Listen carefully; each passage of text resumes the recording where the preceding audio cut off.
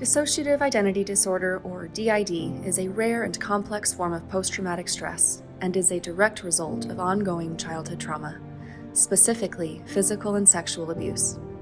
My name is Alexandra, and I used to have DID, previously known as multiple personalities.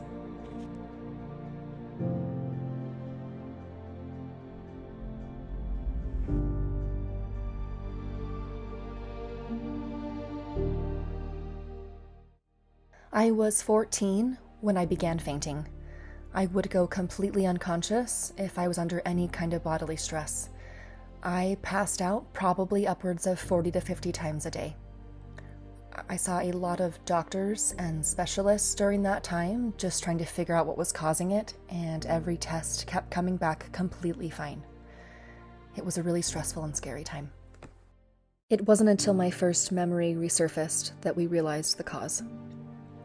Through this resurfaced memory, we learned that my step-grandfather had been raping, torturing, and assaulting me from ages 3 to 6. No one knew, not even me.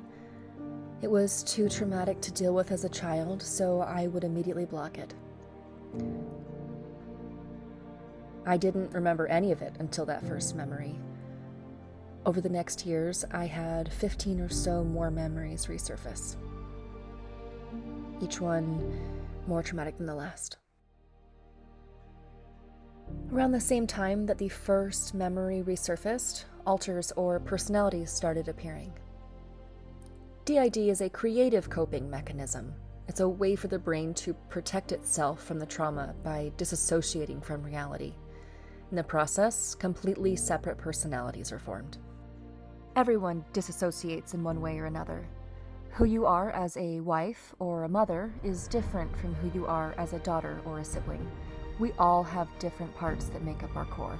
In the case of DID, the parts are just less fluid and more pronounced. I had a dozen or so alters emerge over the time when I actively had DID. However, 3 or 4 were more prominent than the others and would typically surface. Those with dissociative identity disorder, their alters can have different genders, interests, talents. However, in my case, most of my alters were younger versions of myself. I had an alter that called herself the 5-year-old, and she presented the most for me. Within the DID system, she is what is referred to as the gatekeeper alter or manager alter. She had a vague sense of who all the other alters were, and she could somewhat control who fronted and who didn't. I myself, as the host, did not have that ability. When I was in an altered state, it was lost time.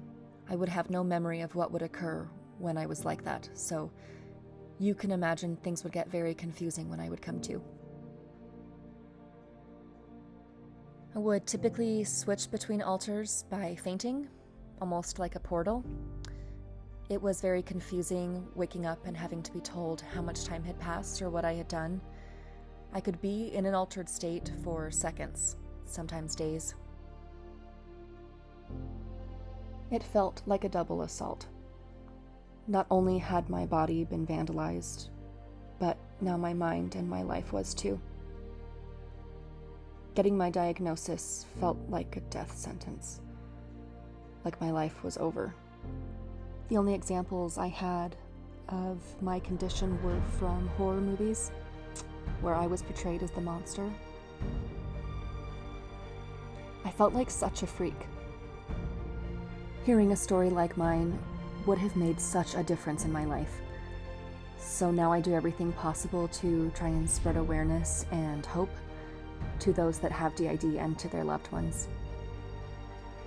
You don't have to suffer alone. I promise there is a light at the end of the tunnel. You're gonna be okay. Not everyone with DID is the same. This was just my personal experience. With time and an amazing support system, I eventually integrated. It's not necessarily something I was actively working towards, it just sort of happened. One day I realized it had been a long time since I had fainted or switched into an alter. That day became weeks, became months, became years. I think it's important to note that a lot of people with DID don't ever want this to happen because their alters are their safety, their family even, and that's totally fine. But it is possible, and for me, it was a really crucial and important step of my personal journey.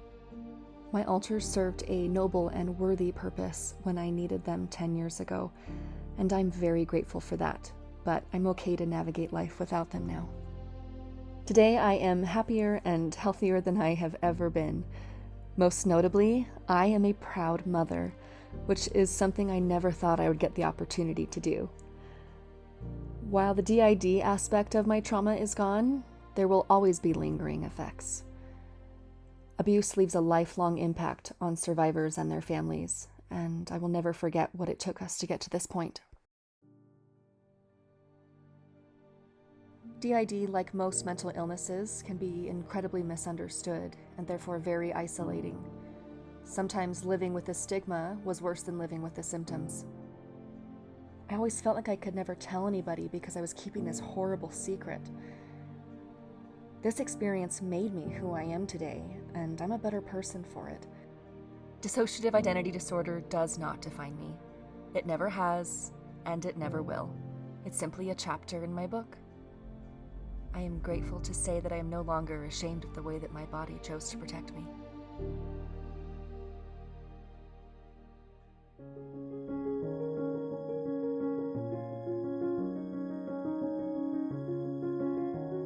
I have my own metaphor for DID. Think about a prism for a second. One single white light, life, enters the prism. Me. Then the prism bends the light, which can represent trauma, before it fractures and dispenses the light, making it 10 times more beautiful than it was to begin with.